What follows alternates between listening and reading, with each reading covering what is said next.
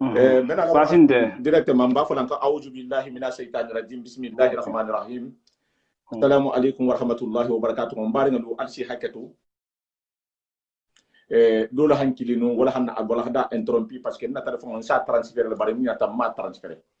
Salam alaikum kola alhalon kom bental jam ko hande ko matilin hande hanna do sido kan sido memmo siratal mustaqim sido tin se dunya yin soto nyadi manfo alkiyamo la ninna al hajigo dol nyahonna ni wala mo ustadi ahmadu Cheikh Sirim Bambati albata wala hada dante ganya meno wala hada tambila nana tamen kanjan natale na alfal la kulu kan nata futu kan musol nin kelte molu kan na wala hada sita die maha sita bun kono kulu ma wokono ni ha me futu bun kono ko man do hato wo bun kono ko kenen musol la njuro libele kerin la njuro meno ni ha long ase kilin tor le futu kono la amanki ila kuti bari satra alombali ya kama nyindo noje men kun jay fa sariya ngabele je dino ma fa ngala men ngaki khafo atafanga sila fonyo le futu yen kono la soit ahamuso nyin ngala sagama soit muso yin nga kongoma kani wo jangaro be kelula a jangaro be muso lula a jangaro do be be makawa ku yar ne betega maso la fonni siriya bulula boto futu yen kono kebele firindin ne muso be la firindin ne tumo menna toro bate kam futu yen kono aha anga bo futu yen kono ikome ala fitala nyamenna mo be forcer no ha tuje afanga la fin kunna ko le sa ala dinyo wala sa ka se tuje ala dinya baliya wala sa ka se bo futu yen kono la wo kumo do libije na jangaro wo do libije ne ustaju be na la wala kan ala ko hamisili modula don parce que ça tracia man bije mbe insari yanga li kono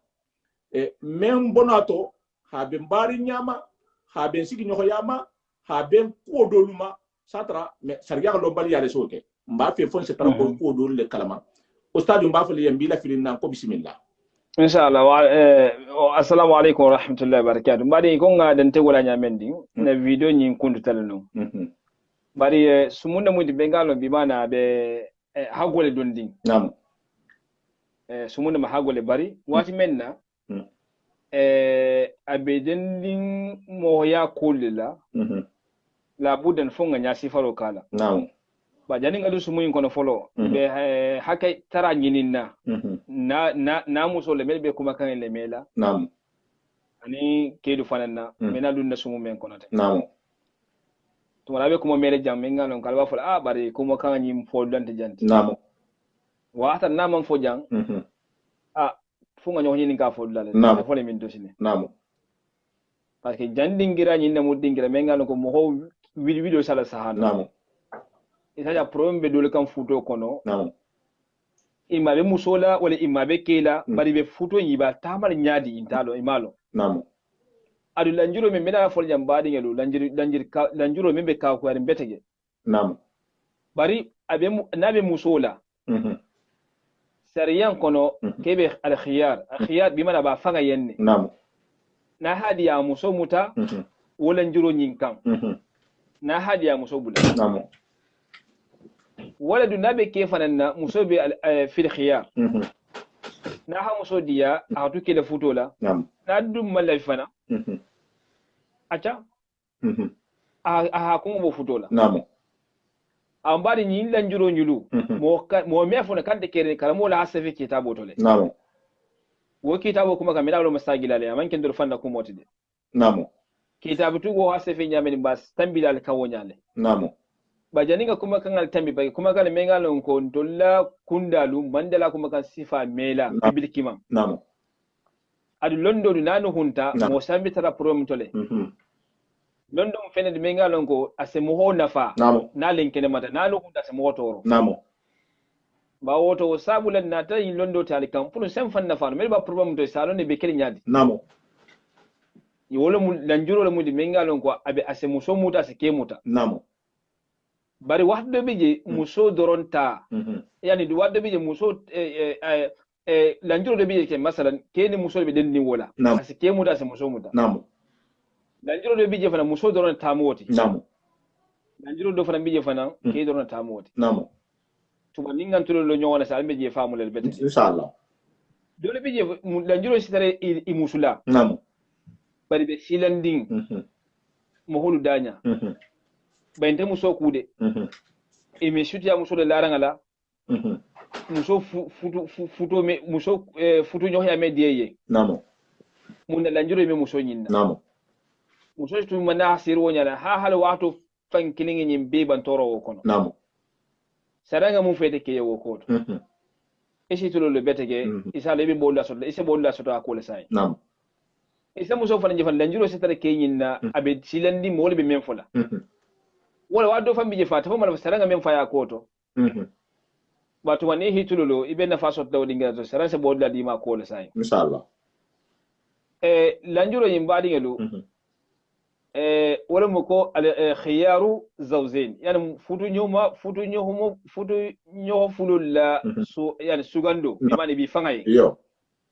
wadi jama nin lanjuro data muso kan ke ba fangay nin lanjuro data ke ka muso ba fangay munna futu atu futu do wala bo futu to wala mal khiyar so wala men fo wala mu ke ba ne kitabo ni wala isa ko yani misbah mu'asaraha be mol bulle أو وثبت الخيار للزوجين أو واحد بما اضطر من شيء نعم أو وثبت كرمو ولا ثبت ندروكله الخيار للزوجين يعني مسوف فوتو يوما فلولو يعني إلى سؤال كوا سؤال كيف يعني إما تفوتو كله ولا إما هبو إلى لا فيندرو كوا إلى لا فيندرو مثلا إما نيلفت تفوتو ولا نيلفت بفوتو لا نعم فوتو بتيرة أو واحد نعم أو واحد بما اضطر من شيء ولا إفلود كلين ngaibo men midala muso doron kan ke me wosoto wala ngaibo men midala ke doron kan muso me men soto yani min shayin abo ngaibo la na'am mbadi ngaibo men mel fanan azala subhanahu wa ta'ala halina liyande ay kada ki hal dabarle ay kada ki hal ke nyaadi no azala subhanahu wa ta'ala be da nyalam na hida danya men kay fanga wu danya ji fanga la koto ikana dim fene de wu sagi atala ka subhanahu wa ta'ala na'am atala halo halaken men hambi fanga wu londol sagi atala subhanahu wa ta'ala na'am wa albi wasale le bolo kono ase halaken men fana na fana inde perdilla na'am nana njuro bete ke fana na fana kana ba kibati dabare bati kenya no akole sagi atala ka subhanahu wa ta'ala ni hi fan tara kono ten awa mbadi ngelu ako ngaibo senale imma muso nin ke bi hadiya la wala muso doron wala ke doron abiji azyatatun jinn juzamun aw barasun asharaka zawjan wal untha tukhassu mbadi abiji azyatatu wo mumunti mbadi ngelu waxti men ke ni muso be nyohon jila alshefa kuma fonya la inshallah parce que mo yala fanam kuma do bi meme ko meme nuhundi ibetalla fi nyohon ka fi nyohon ni nam ko meme nuhundi ni ko ba for kenala doron asidul malle hala tan di tolma namo o mo hoya tabungoleti namo wala da karamo sa wadu kali yanfa wala watu farambe talibul fansa kali yanfa inshallah ikon to lingal masalan namo wati men na musoni ke def nyohon kafu nyohyala namo kafunyo ya nyin kono adala subhanahu wa ta'ala jangaro do be muso nyinna jangar ja mu yinti ni be futo nyin kono asako kan ta hoki namo moro ejeme namo ejeme betege mbata jeme okay asako kan ta hoki o mla jurbalti de yo mo wol bije amo bije way namo asako kan ta wosi ka ko da bari ata fanan amman kala lafin da koti adala hawo jangaro bula doron namo ase muso soto ase ke soto namo kafunyo ya wato ko kanta si soto ala namo ase muso soto ase ke soto kene muso bi den lanjuro yinna namo awa ni lanjuro imbita ke la sinen saranga mun foyenji ibi fangay imma yetu al futo la ni sa sabte no wala imma futo habo namo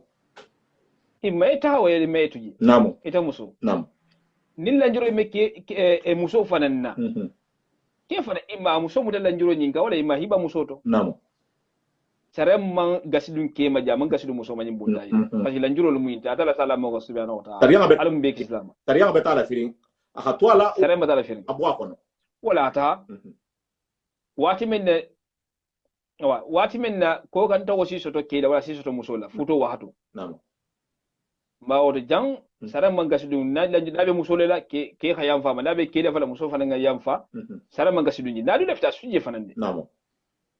o mu point doti kene muso be den tawala namo abiye fa jinnun wala fatu yati namo dole bije fatu limit naturel bar kema long yani boyni wulo ase boyni wuli quoi boyni wulo samuta namo asutu ketilala isa ko kono bala fongol bala yo ni wobe musola ida kela afuturin kola ibi fanga yenne imma ya muso yimuta lanjuro nyinna wala imma habula wala dum na be kela fananna jangar ya tiwa setu boyle la hakita la fongo fatu ya mesina mogo watu wala fatu ya men naturel mo fatu fammat akilo shi borama akilo shi bora wala fatu ya ta atara fatu na taka futo kola ko afututa nu bari akola fatu na taka inna talarata fato na dana na kan sina masala muso fan hambi ibi fanga ye imma yetu fudo kono imma yetaha namo e kana mo wala ko wala me wala de saranne hidura wala de parce que saranga pourquoi habodla di maje pour kana ikana la city yada bul haram ko lut namo wala saranga bodla di maje kana mo wala ko wala meji na hatara kenyin kendo mu wahti menna albe futurin barata subhanahu wa ta'ala jangaro na takan ata famman min yina fanga ita muso fananga alamuto fe kon ke da mundi kunun bi jangoro bada nan tambola to mbato hambi sa to muto wala de namo isi ke to muto wala ko hafisa dum me alo no fane sare fana ke futuye dia gwa de isi ta hanole namo nabe muso fanna tugum fana ke fana nahi de sai muso inda mun da alfato ya yinkan wala imai habula namo bari mo holla kuma ka kalbare ke fisir wala di kalbare ke atala la fisir wala ya londe namo asantolti namo wo tseryen tigole be kuma kanten namo mari ngel fanga je faham insha Allah imma yemuso isi fa musoma wala imma yemuso muta namo omu jangaroti asa muso muta sike muta namo awa abiye fana yani juzamun wala mu baljahoti baje se jangare mu namu mu da si la bagi ayo asi bulole kunta asi singali kunto asi fongoli ke yo matade bagi tole ase mo muta le barjaho bagi to way barjaho way na ha mo muta me anon kasi isu fu le kuntu namo ni jangare be kela wala jangare be musola serengi bu nan jangare be musola la seremba ke bula khiyar aba fanga ye imma ha muso muta ka wala muso bula namo nin jangoro dum fana me kele fana muso fana ba fanga imma hay tuke yingu wala imma anin kya fata namo o mu jangaro fana me alongo keni muso den tala abije fana wal baras jangaro me alongo sa ko bal jahulenge bi mana idingira tu magela namo iyo idingira al hamage ateme mo ho dingira kuntu de basi ifat yana asi yati kida muta dole ge dole fin namo wolum baros yalla no dun tam wala ke jaw yalde yo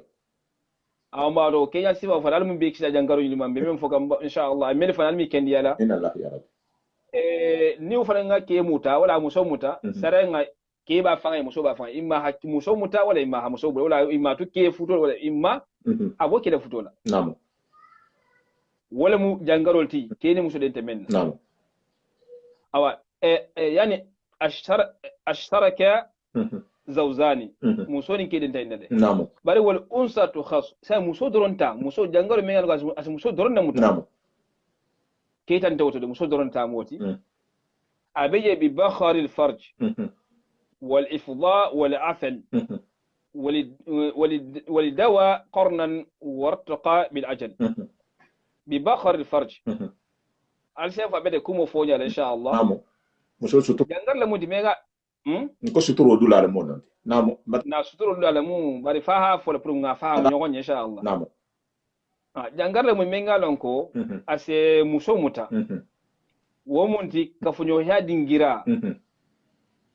fenne sabo menga lonko asumo manyi namo jangaro le mata se mo muta namo yani kafunyo ya dingira bi mana sumo se boje menga lonko asi kefan toro muso kafunyo ya wato la muso tala moti waye o fana mulla jurol tide na ni abe muso fananna kedo bije me kafuno muso ma kenya nyinna do wala sa do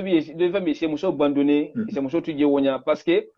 kafunyo mi ngalon ko yanda kul sambal fo nyogon fe sai watu bi ateme u fam fongo soto muso ma fa namo bawto jangaro mo la se muso mutale ba oto ni aba la halo kan ke imma ya muso muta wala imma ya muso bula na'am ba shine ni ha muta ke wala fisa de ngamen be fujante ni hi muso muta o kan yo wala ke muta o kan wala fisa kende na'am wala fisa de ni mula ala ko mo wala hatta la bakabe kirin ne aha pour mola ala kabe keren ko ni memma mengalon istambialo ne memma wala salon ko na'am ببخر الفرج ولا من ياتو بمعنى وسمو لبوت نعم والإفضاء إفضاء ومن تنينكي كفتا مسوما وات من إبه فتولا ساجي واحد بيجي جالموتو ني بمعنى أبو دولا وني جاكرو سوغو شوتيا نيوغونا نعم ساجي واحد بيجي كيني أسلفي تارا نيامن amesoni ano paske jalamuto bimana wosobu fengi menna namo wolni jakaro so shuta nyokonna ase yam fa kumo fonya la inshallah namo wolni jakaro shuta nyokonna saje koli metamano namo wala muindi mba fo le drom wala ke nala fi muso futula kenya wala même muso futula paske tamidulante je ko masalan namo ma fi kumo famu ase kenya gale kenya gale wala mu kela nyagale boto kele nyagala bije pake al ifda ajangoro ya muso mutale wat men ninke ni akafuta muso mutale bajire yani ikhlat yani ikhlatu sike nyamu sike jalamuto bodulala jamuto so femmen fanna woni jakaroni bi mane sai se takki honna quoi takki honna isa baron te sonya le betege kema fangala namo o mu jangoro mengalan ko ase muso mutale insha Allah ani fana wal afal ufana mu jangoro mengalan ko ase muso muta al sefa kuma fonya insha Allah ba kuma le mengalan ko iko be ba me kanya me insha Allah ustad al afal jangar le mengalan ko wati men kebe kafuka musoma isaje kafudingira ni ase hanho bi mana hanho awa kafudula ase hanho soto yo ufana mujangaro mena ngo ase muso mutale ajele awani ngamen fote wala mu wala afel eko nganya sebe nyamen ninke wat men ke kafuta muso pro futo ma fangala hanho soto je mengalon ko keme futo keno muso fe o Kenya namo o mu jangaro mena ko muso doron talamu namo awa ako wali dawa qarnan o fana mu jangaro mena so muso muta womenti fenne ma subundi ma asubuma abinyandimma namo sabo yo abinyandimma ni yo wole se falin kafunyo ya dingirala ma de ni se kunkutu ay bole makka kunkutu ase kunkutu aha okay kunkutu bi mana okay ase kunkutu faja ati qarnan bo comme abele ni afen la ase kunkutu le ni se ase ko c'est ça kunkutu muso sutura lalema ase bonon nema no c'est ça ouais namo qarnan nyate abinya malamu melan ko ase musul sotono le jangaro buloma namo awa bari ko si jarale namo akola ko walidawa qarnan abinyandi mal se bo futo ma dingirala isaje o nabo doro futo me keno fi namo keba ako si jarale wartaqa ni fanam bije fanam ase bo futo dingira bari kana tambi fango dela parce que comme ase jarale jangaro si amambe kirim ten bi parce que fom fananga no si ku si amambe kirim bi bon alhamdulillah rabbil alamin harti babol yaje fanam ba kala male technologie libe kirim sai c'est siori si ke je mo du jara bara si amambe je bi ase kele bi bari nim mo jangol bol ma ko nim fure hinu akula makani nkosole seta wala udo bi kan ni ma fe hi nya sifa beye bari jigila mo holu ani ko jara lalu ni wol ha lonnalu ni wol tarta kala may si samba dulato si la taha orienté dulato men si fenga parce que jana binyandi ko yem fo woni kaf ñoko ya me tahano parce que non même fulo men be si la ñoma amanke ko ha ñom abena la kala toro para maloleti do ma fangala donc o dum asena nyagaro ke ma fangala donc wala hake ko nyin kase jarale wo ni wo be men na wo nya donc jani sigo nya konte malon se kenya me hadum bulu bala habu marala ase jarale ase nya nyini ne surtout be jamano men kan chirurgie baro libe kiri donc wo fana bonya namo au stade قرنا بي ورتقى فنان اتمن كيكو بينيو بعد ada subu malama subu ma namo afanan se bo yani futo dingiral namo afanan se bo jelo fanan si jaralle namo bari bila ajal wahato le bilala de namo imma sanji killing wala sanji fula nasi jarano kono namo ke sigina hama kono siga hama so makono ha ijara nyum wahato yin kono sanji killing kono wato yin kono itele balo ni sanji kilne be afi bola ni sanji fulale ba afi bola muso jarro kinin no kono même matu ouais c'est ça ako bila ajal wa ajalu le bilala wato le bilala abi jarro le wato min kono namo bata jefa ya qarnan biji abinya malamu wartaqa mu asub malet namo mara be abe se falinya kilne ke ko masalan wala mu muso doron nga iboti me ngalon ka sa to futo kono ninke yingita ma doron ke ba fanga bulu imma muso muta kan wala imma muso bula namo bar na hatara si jarano ba bi tekin baro basol kinyal bar siyasa yi namo o be yari sumo men ni fo ma fo kan basol be ji me ngalon ko woli se wolu ko be nettoyer iti ki fanan kan tu o ko fanan kan ne ite muso ima wuli ha ko nyainen quoi muso shawi na ko lo boti kela ko lanjuro le beje me ngalon ko ate fam mutamu tan kuti ke fanan be mallen pura faye ke ala ko lo botala ada muso imira ba wati menna ine man futuno ise fan tebe men kasaboki hankeli ninkeli se milema baro ni futu da fayin da inta kelawno na siya wati men man futu namo ifati fanan yakata fati fanan nga seninya menare fati ga seninya bari nga kumo tambinde abden sina doni nya sifano o sali jankana tam parce que seninya kono muso nin ke la seninya jambi ke dol bije ani muso dol bije halon fenga be ko futu la hadi ke ni muso hadiya ni honya hala iso ni honya hala tara ni honku ne hidi so bolola noko surtout na wumbe tumo noko ni jama janduma adum fana sewo yabe ko kilin fana na dol bije ni tambita sumo bo ni muso sewo yabe ko kilin yo c'est ça yabe ko kilin fana nin no hobe mo ko fanga to yo ate balo ni watu kabe no hori wata no fama de dépasse yo mogol du sa santile mo sa bi afa ba mo sa sante afa de ari jami de mo ay si mo da fe ni i ba falen sa ina si mo da fe ma falen fana leer kilin doron mo asumo de santi ma wolum taroti yo tarkuna ma oto ni ite ke membe muso nyimfe ikana akana ke ko muso do nyandi signale de fati banko asenia awa kolu fana ngata signale ite ke fanya signale kay propre ele signale le fara fam ke muso sa du nan ni muso nyahon ta ke to ke no nyahon ta muso to wo fanga yijuso al juso mele no ma butuku no ase lara na fango etigi namo ase lara na guwe parce que hayin ne fana sinya be kolu to wa fi sal namo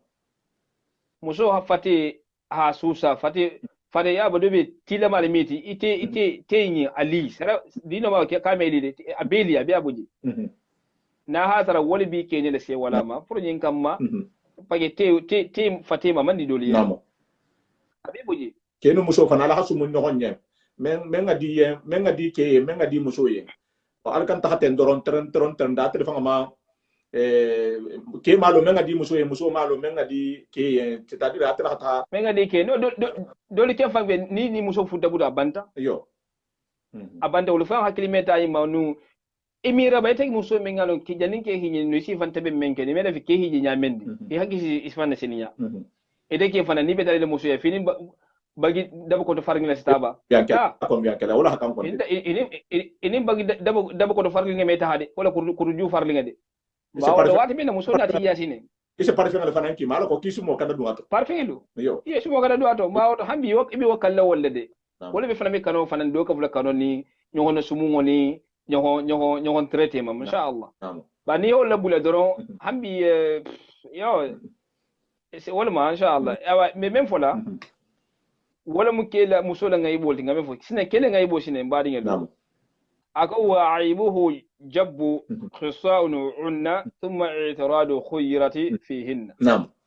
aka wa aibuhu ke ngai bo jabbu wala mu jakaro alsiyan fa insha Allah kuma fonya la jakaro ani al unsayain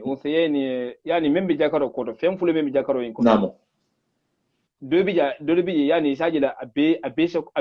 membe fem fulo membe jakaro ko na wonti je jakaro fala faydo fambe kunturi masalan na'am awa o be français o fanan kele be je na'am jakaro kunto o sisoto même fanan be jakaro fanan ko fanan tiji na'am ni muso futto ke siva ku muso atala halo nasi sigi no je way nasta ha atala halo na'am parce que ala kulli alwo kende ime ko ndike ko no parce que jangaro lo bolo na'am ida muso ni se amuta wo fe awa ni dumi amuta fe sarami idigi tongoto ke sigi je de la na'am wala mu jabbu yani khiswa'u wo menti wala mu membe jakaro koto wala bo ni ubotaji wala mu sako more na'am alsiyam fa inshallah kuma fonya na'am ni wo fana keso do fana muso ba fanga imma tuje imma ta parce que ni wonti je doron keme baro kenan insha Allah na'am awa abije fana unna wala mu modo bi ata idanya ma jakar ninga le bila kuwa ila jakaro man jakar ninga le bila masalan wala mu ila ke ya men bila ke ya ninga le aman kamali ninga wala aman kamali abe dasar na fana kende ke abe dasar ne betege kende ke awa ni ta muso fana futto ke siwa ko malo membiji ina taje membiji itara halu ni sigi ni sebo sar dino mi idiagwa jede itara halu ni situ ni sigo kan ni seta itara halu na'am o fana mu jangaro men se ke doro muta na'am thumma i'tiradu al-i'tiradu fa se ke muta fana o munti la hanfu awa ako khuyirat muso ba fans muso be choisirin ne fihi na nyin ko yildo ni ke la hanfuta ngamen fode jamus anin ke la hanfuta wala ngala njuro men foten dron no be ke lo muso ba fanyi janne imma na hadiya tuje imma na da ta na'am na hadiya tu ina hadiya ta awa na jangaro imbe muso kela yani watu be sila hanfu sinaka watu be sta wala watu yani netre jangaro fanda abila hanfurin ko me fongono masala ita muso ibe khiyar ibe fambulu ibe choisir naje imaye toya imaye yi kuma kan na'am ala horomo ni bunyaka ani suturo fanan na'am kake yinga lanjuro men be fojande nin keme yingi ta muso manyina ini muso na fadande fitna la sinemba alman fadan fitna la sinemba ye muso ngay be yinna iman ko kende kede kanu no ngay be demento few na'am kala ko iman ko kende kede nin ke fanan lanjuro be ke fanan ne ta muso halo imal fadan ku wala man fatan ku ina iman ite dato don kilo be menti ha atu ke ngay be lanjuro yinna iman inda ko kende to de na'am inda ko kende to de na'am mawre sile maru gonya halo ni mun lanjuro da dara sala mo hol kanne mo hol de kilinti ni ngamen be fojanta be dolla ba ke wala hayni fa no Allah hale kan ba de kani majila le kani ngai be ite ke wala ta muso ako wa ujla تمام إذا ما اعترض ونصفه لرقي من يوم قضاء نعم وأجل تمام بمعنى عام muso ni idha ma a'tarada ni lahan funa da ke kan saranga wati jamandi ke on pura hijara kono sanji kilin sanji kilin wala be ke kan pura hijara lahan fo nyinna pake nga dol fo nga lanjuru kele lanjuru men fo wala me jara no okay la jara mo basilon bari ni lanjuru ni kese lahan fo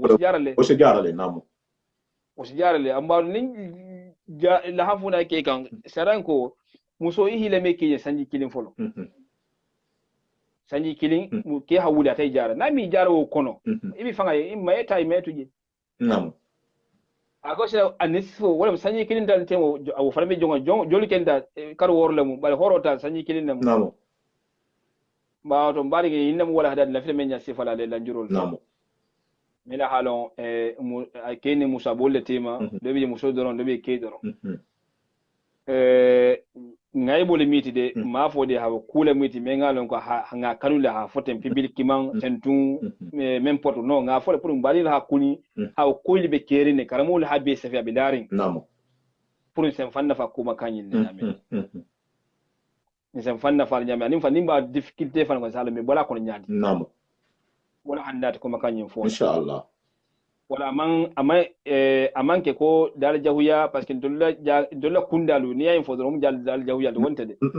bari silen ustad mbi de mala dal jahuya mbi de mala no parce que halon ko men de motarin me men fala misilimo le monti men de vola dino le je kuma kante ete man nyimfo misilimi asar yanga do jol le fo kante bon misilimi asar yanga nanata tariya lala ala le moti ibe malula mohol le maha ala la sariya tuje ba fi ba fala mohol sariya le fala mohol yem bunyani guliya kay ko nyana ke nyamen na miro to ko do bije fo hanya se fale parce que kushia man ben na jahanga ya kono na communauté kono na muslimi ya kono be man ke karan nat même ya karan no afanya ha fasara afanya wala hasiyanto donc ni sariya do bi nyim bije te mohol ba difficulté to a difficulté men ba difficulté to ni ha kumo fo asia man do sa fo mais do bi ni ha fo e be ben na problème mo jomanti folo soit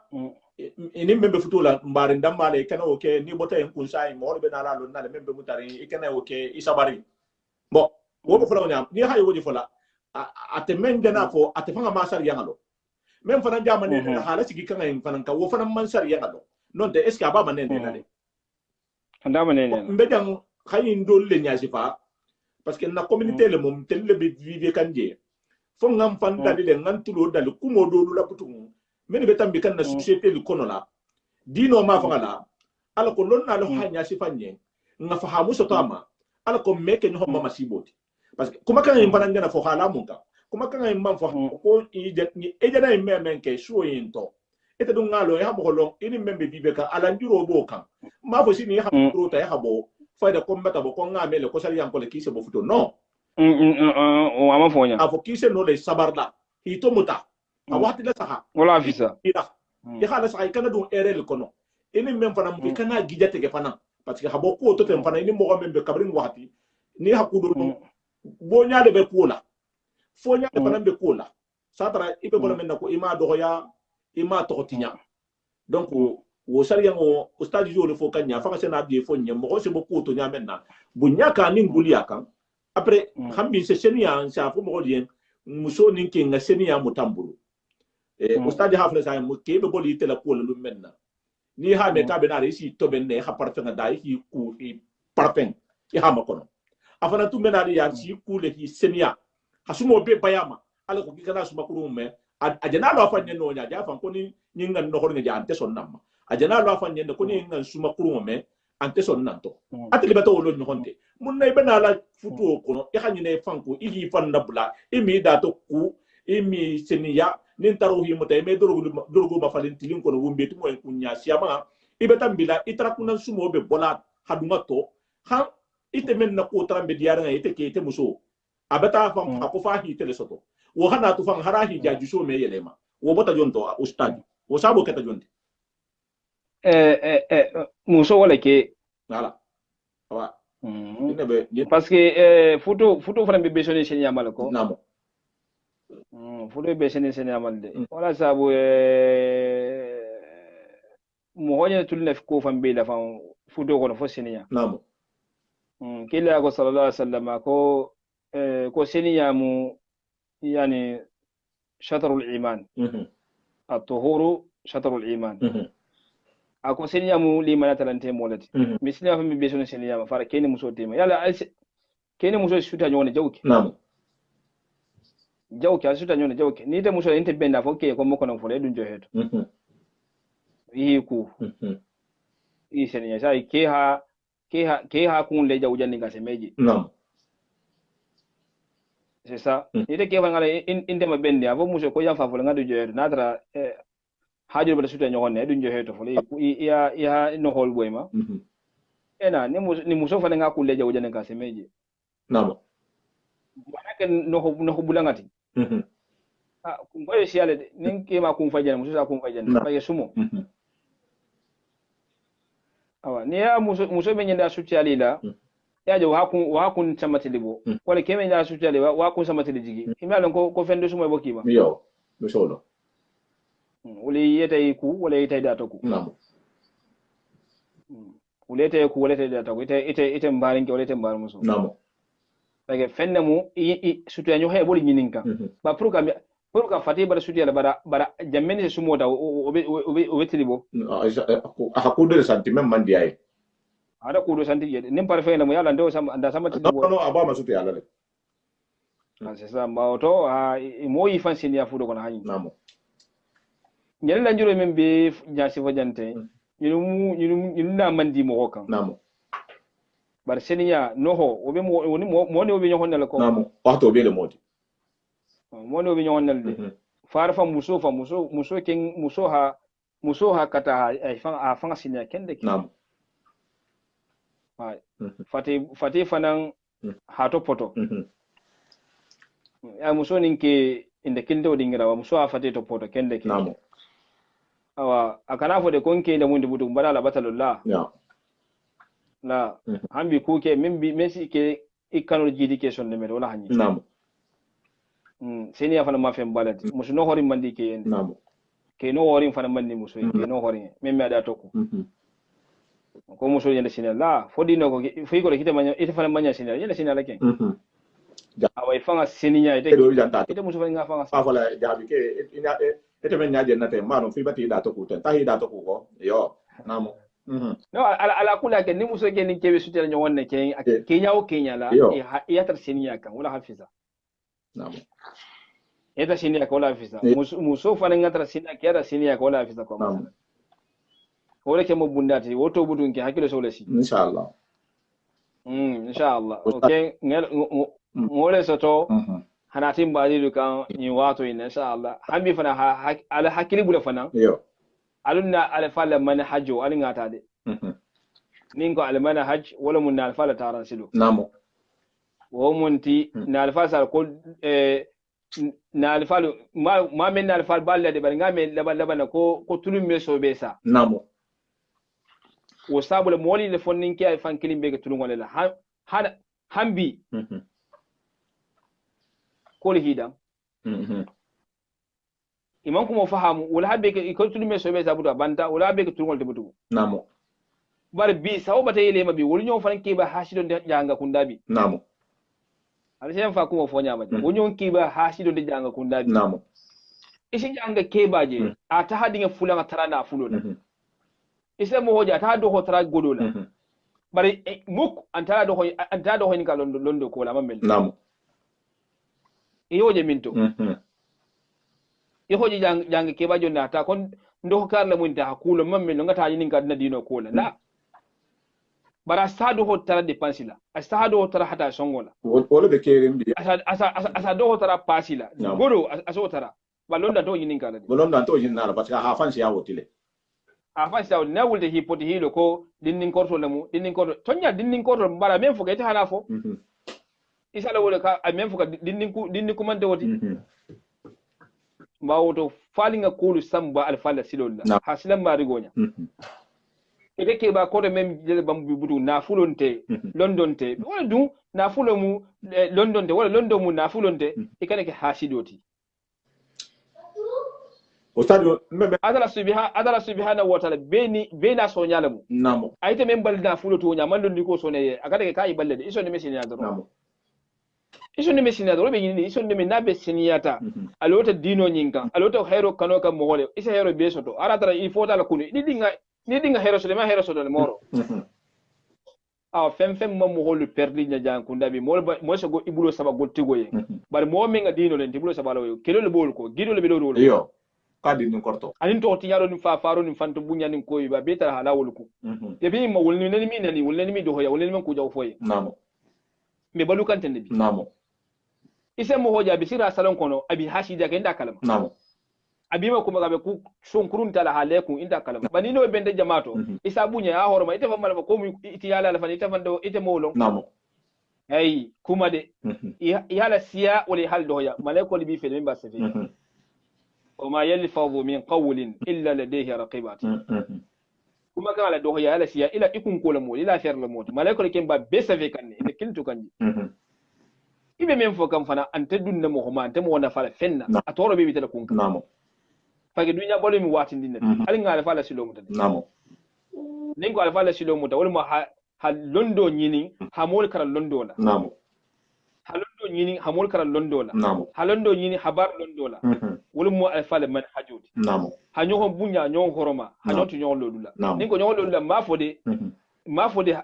lodula membe keto lodula de keto de ni menga londo so do wati menna ibol tula lodula londo woti ni menga nafulo so de wala lodula munafulo woti ni menga mansa ni menga alma wala lodula mo woti balu be takan tenne amen balu men tambi do tambi tere men be nakan mowlo men kon be kuma kan wolo namo ni mo be balo kono aset londo wolo la mu londu ko wolo la mu woti namo alma mi ya fana londo la mu jeti na fulo fana ni de gun kuna toro ko fal na ful to londo la mu jeti pourquoi ja ha gol ta fola ko bemba na memba place la mu na fuloti memba kele mu na fulo mun na dangol me fo ni ba famule bi fo londo namo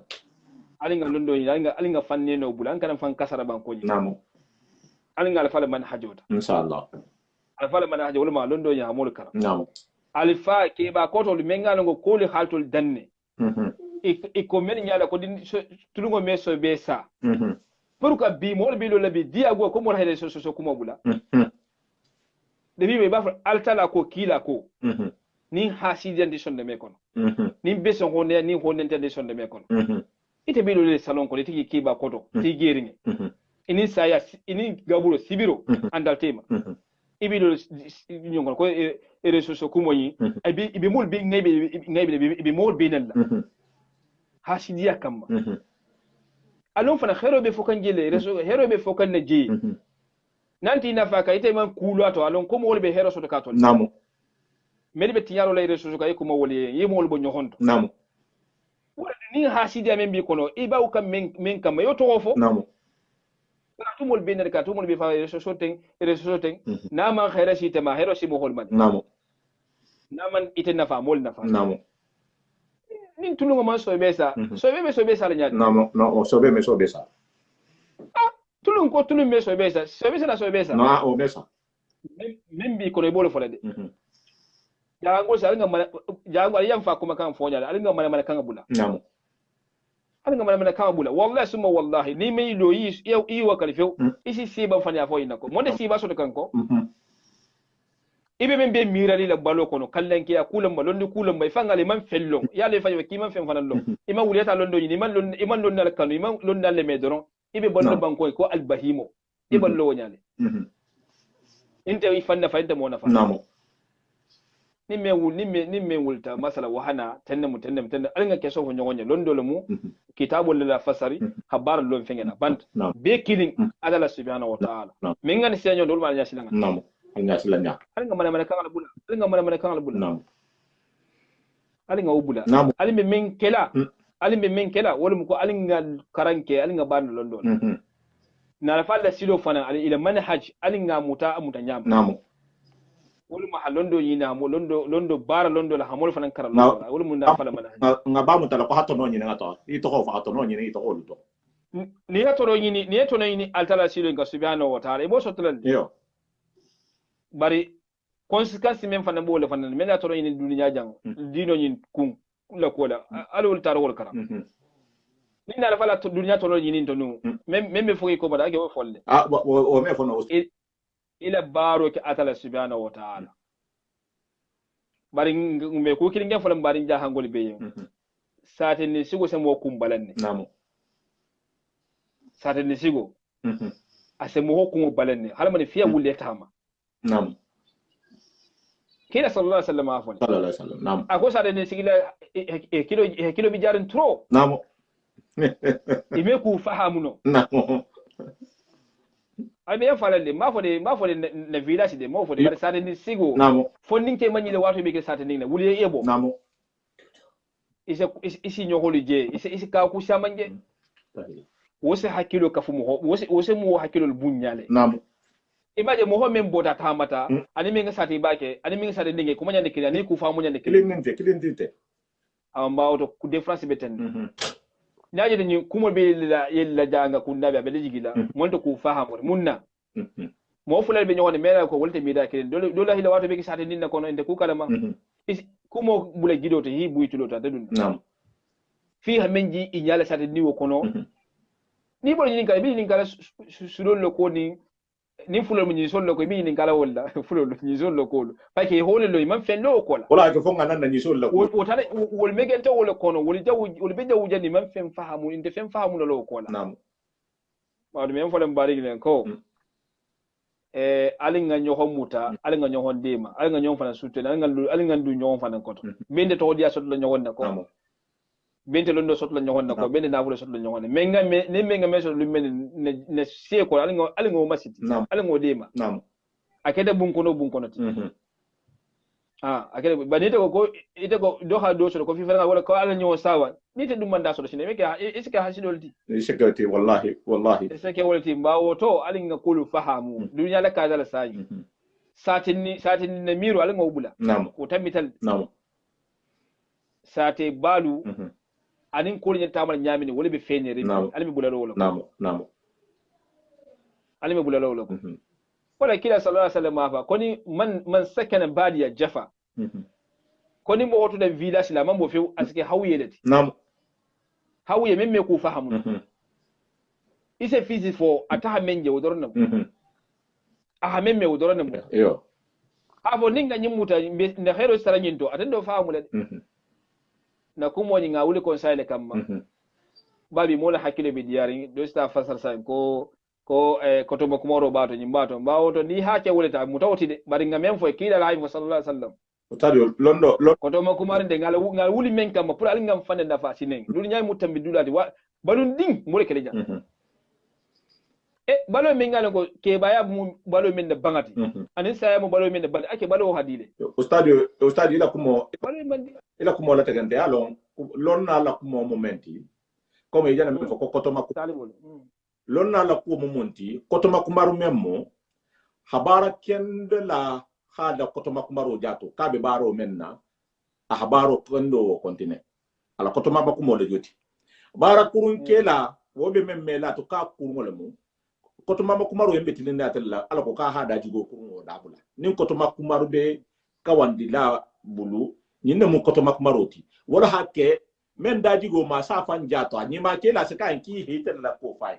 akurun kela satra se kan ko dole hila ko satra ima lobbi ma la be sate men nabi sini par c'est ça wala mu de bashira wa nadira c'est ça parce que mummu kabri rasulullah nga fo le bi sawuma sallallahu alaihi wasallam ana ringa halifa siya man taraje men hakota te fanga baba na be mballuluti bar altala haton nyala du ngada altala haton nyala bulakara woto nyawo kabrin amanke annabi moti be son tala to nyawo bar kabra keta kila la sila tijamen na hawle confirmer adata mo daji go kurwo ni daji go kende ko ile kan men se tano o tadi ma e ma wula fala ka dinne gorto yo fayda be gorto ka be fenge de sai awa ni mbe mem tin tele be me fara lonnale akeba adindi ala fo mo holiya ala hankila fo mo holiya ala dino nya fo mo holiya ala han sanya de fonyen ala han nasalo tinanya ni nasalo tobe nyalu ani ni mbota jambe tala men tarlaji ben la filalo wala wo bota mo futi da nakata ala nya sala mo holo tin tele hajo bolla asiebe jammen nan tele man ni wo sie man ko to parce que keba do bije satara dinding moteur le bala wo keba yata wo sie de keba yata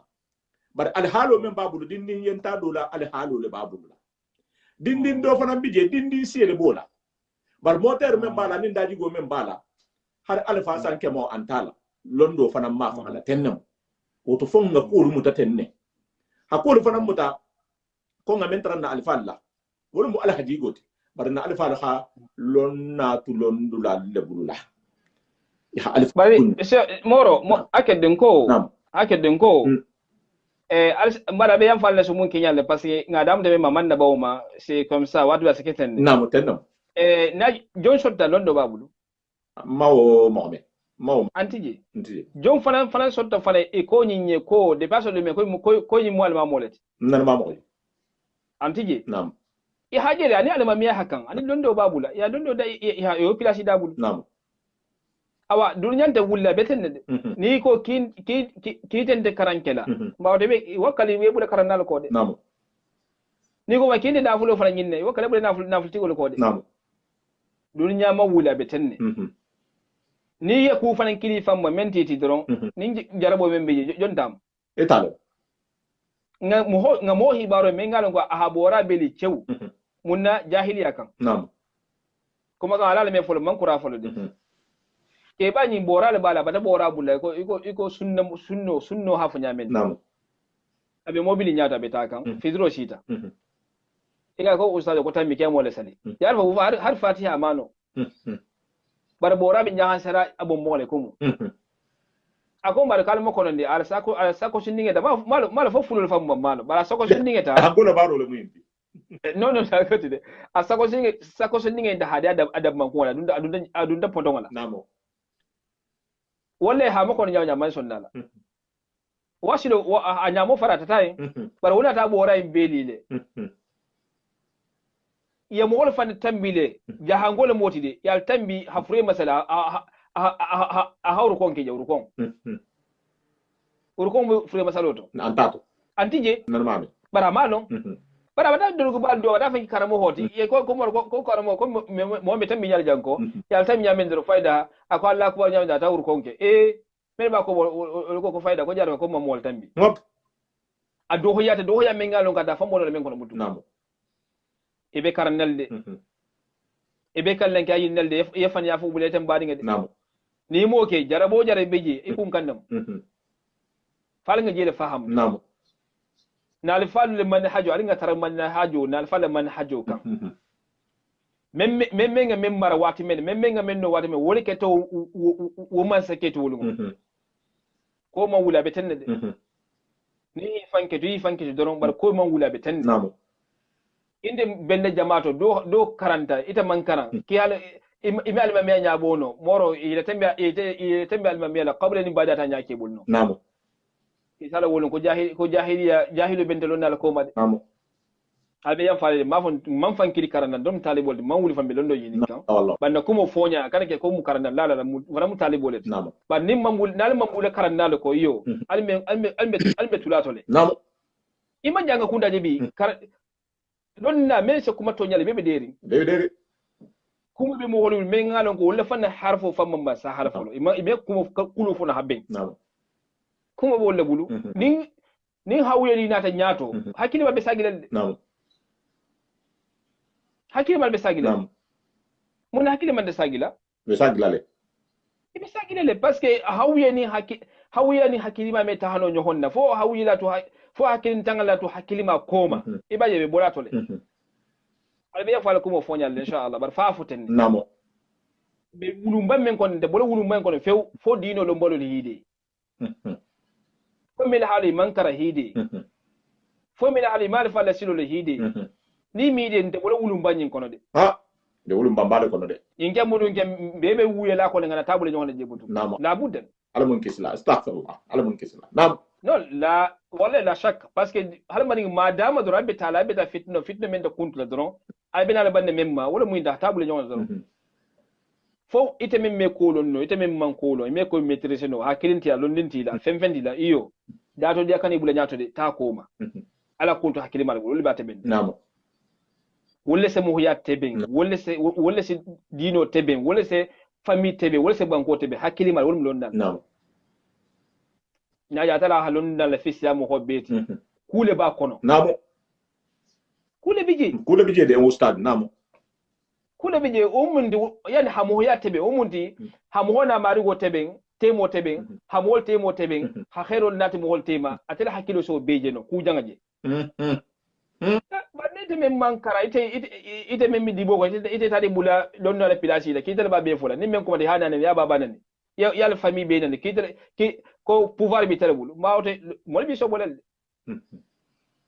manto ni molta som fanatu e bulete fadan ko tugun conséquence be bi tele kunna jangale bante nyaade hana fo fam wol min man dino kara man fen fen dino to kibe ki yani man fen fen dino to ko kibe janga sambala abi jangale be banna buli jamanga konto filiba mbari nga ali boji ali place men ala tuno altuno parce que ni ma mobile laboro no idati bula mobile ko be mol tumbundale asida ngala yoti mo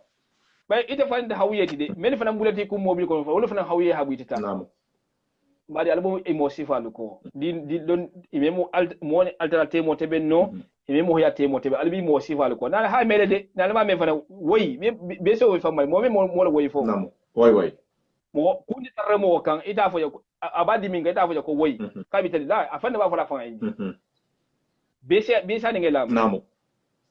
madama nalima hakilo la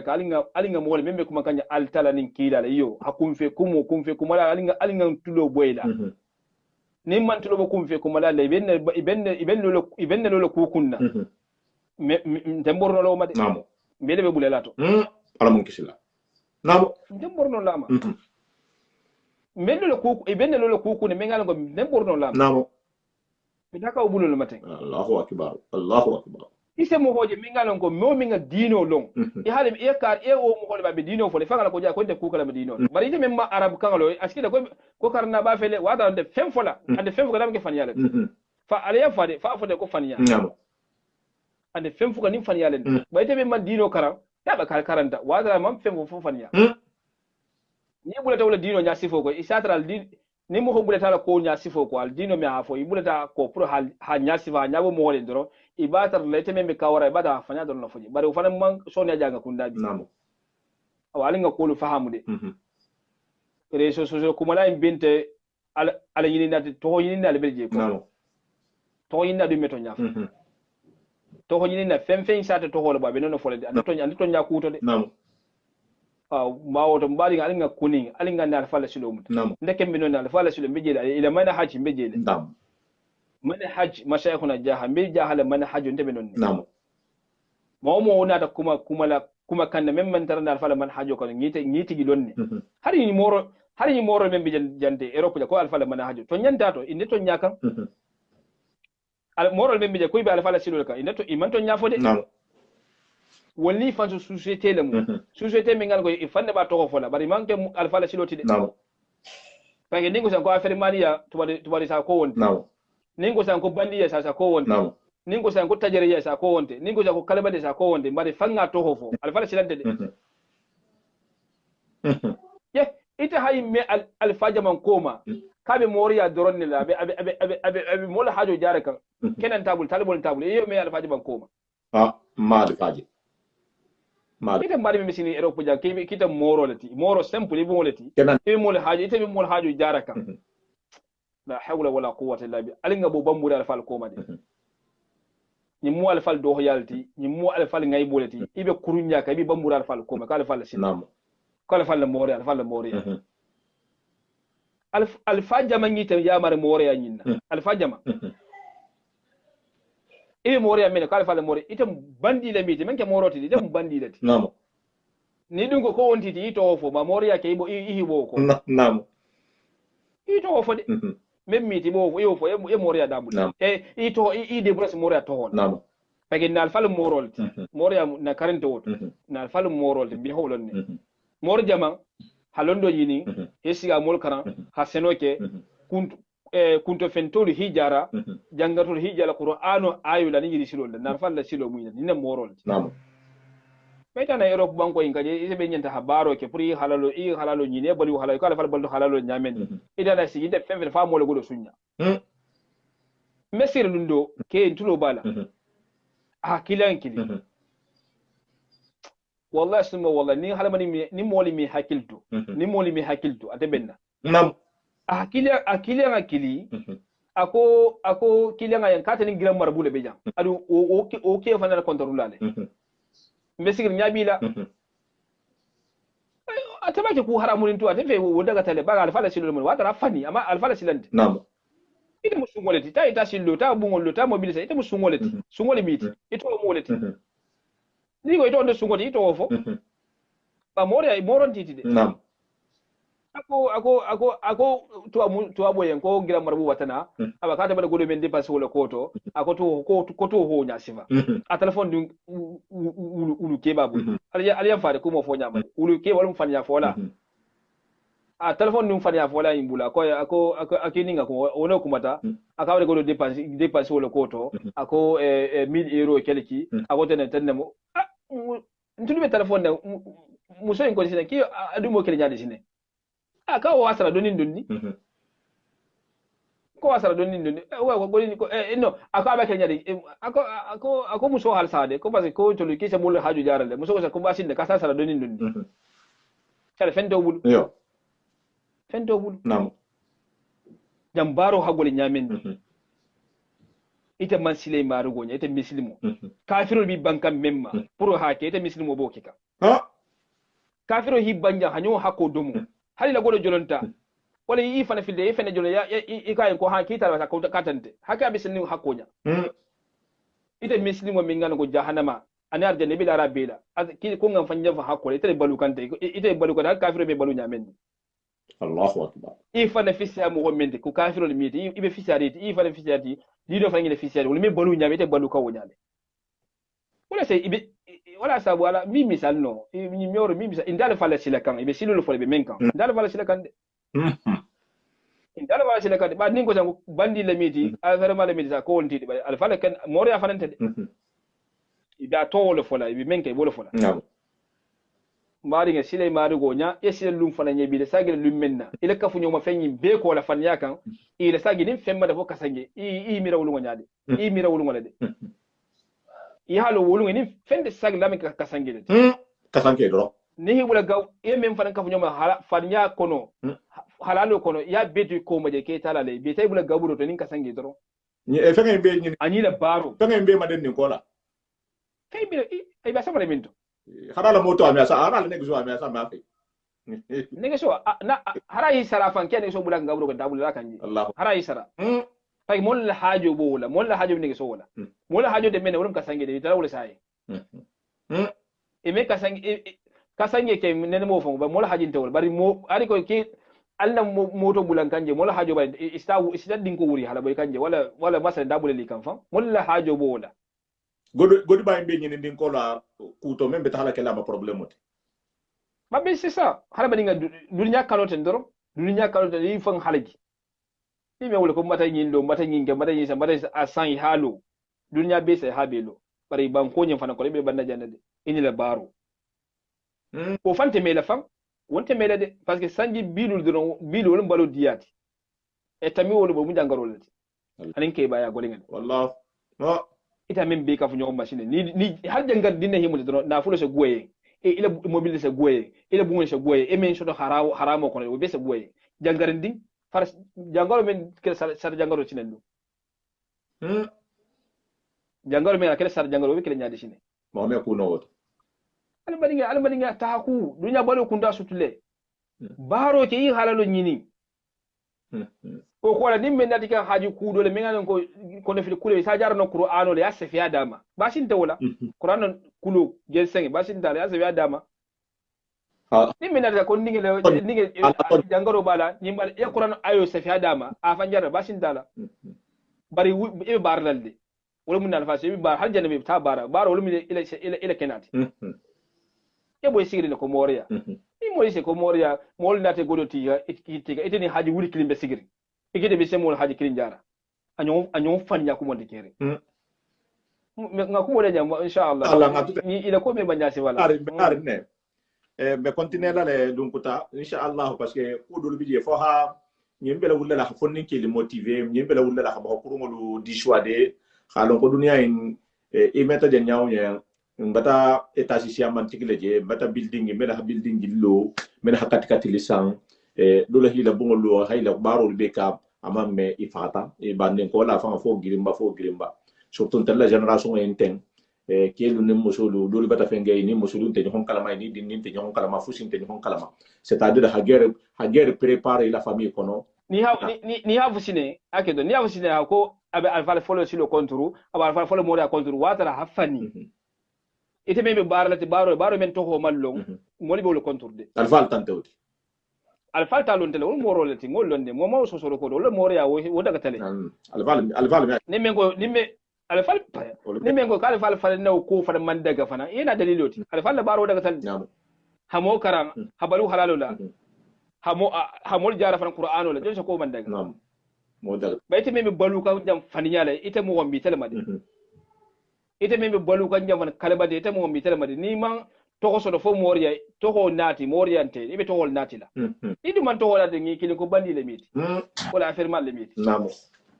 ison dawle man so to ho moleti ba moron titi mo finti ja membe barnya sifa inna mele hakilo bi fanku ni sa ko tantu be ko ko kurun wala namo ite be da wala shine usatu mo lam jani wa bada sabi ako ittaqu yawma turja'una fihi ila Allah naba okay usatu shukran ako ittaqu yawma turja'una fihi ila Allah isila lunya lumene bi sagila tala kanne yalla ni ayo nga kuma ku shawna fudi jang hakili mai al tala ba jongo adala subhanahu wa ta'ala bal jongo abal jongo ya markante ako ittaqu yawma turja'una fihi ila Allah atala subhanahu amen maraje atayaje ya hankato ni nemo to ata halon ne de bala ma fo kiya silan nemo le da ko kiya silan baro nya membe ala yakalo sabulima sila wunya baro la membe silan bar jahul kela men bar ya hankata dimin ni me hala mare nya maje folo membo sabulima ittaqu yawma turja'una fi ibe bila kono ibe balu kan bi iyo balu men fa bi sagira tala fananga o nya sigide ibo nya shira mun bara kurunga men ga wala mun ibe bar ni malle kela bar pourquoi fam france furielu mi afa ko halal ki balu de halal mun ne mefo har ya sanji bi worol si mun pourquoi o mefo question na moti de france furielu ada sanji bi sagila si sanji bi kondol si ine ne mafo ko ka se bala furielu de ka se bala halal le ne mofo mun na o mefo mun na mislima keba banta ina afrique je sa ko ka halalo ka bal to halalo ko ka jame ko ngasi mu be bar la halalo la wallahi so me le folo tonu ko ngasi mu me be ke bar la halalo la bas pour ka biya me fono adu ni aja manfo ibalu te menna har mo ma nyo nyini ka o ma biya le imam baluku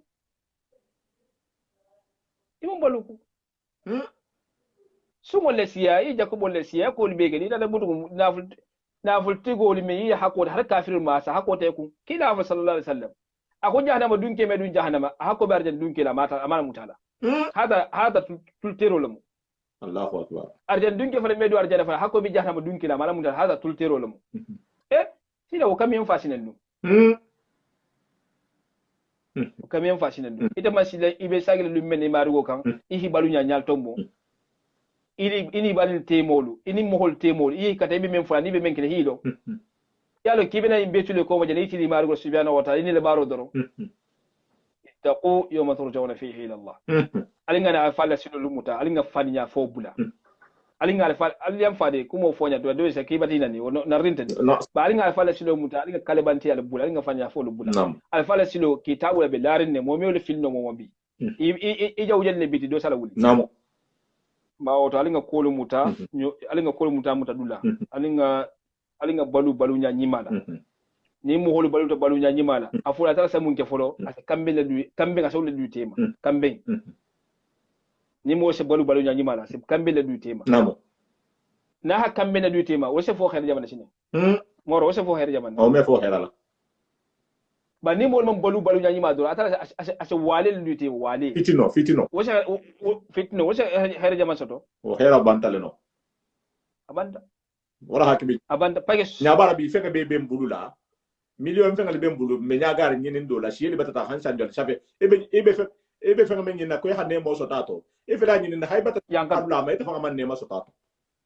ko sabe musa sawani o misalo mun dal fa kulum fitno men be kerimbi ake ngamen dal fa folol te wato lal ba e ko mala ba mame no bay balute halalo la tala hay sonne mel kafu ñoxom nam e hinata ñoxon de ma ñongo sutura nam halalo so sabude nam bar sonde me gole amen ta kuntula fitno men ta kuntula haramol so sabude ani ñowo fambaliya haramol sa sabude nam haramol sa sabude nam fake haram ñini na masila mari goje ase fanyafo ase kalebanti yalike pour haramu fenge nyin soto ye ni ku bulete te ni wote mo ya asatu ida antatu lida mo jam fa ka sunin di wala ke me ntendi ka wala ke ntendi ka nyonyo fu mabi medie no parce que mbalu mbesilo menga wolente bendi mbalu nyante bendi ni mo balu nyati ya doron wala ko bile se tinya ase mo ya fa tinya da dakala parce que ko naske jam fara ko naske mo tora ta sewle masasa na bule mo pa man sila margo ya subhanahu wa ta'ala mo ho jam fara mo le godol mutela be fanya fara mo le godol mutela nyingol ku bulati ni wotema wala mo ya ku do bulati ni ta sakile net sakila si jam falet wala be shiarimbi mebe no inshallah nga kumo tuten kumo jam fatam iko khairul kalam ma qalla wa dalla wa lam yumal assalamu alaykum ngara wala hadafu la soto bi nga bule ko kin bari ha fayda men dana la kam fo nga na to ko be to la men bari fo nga na titri ni inshallah alamun ni sima yala alamun ni jato kende inshallah mi duwaram na mer la ngeme phrase affaire mal le meri ila baro to fo de yo mo orienté de namu ngola ka inshallah alfa fa nanda takalan silonte non wala mo orienté wonte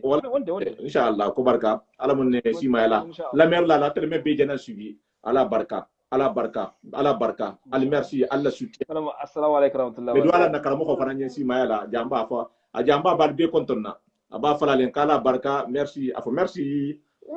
afo bonne nuit à tout le monde.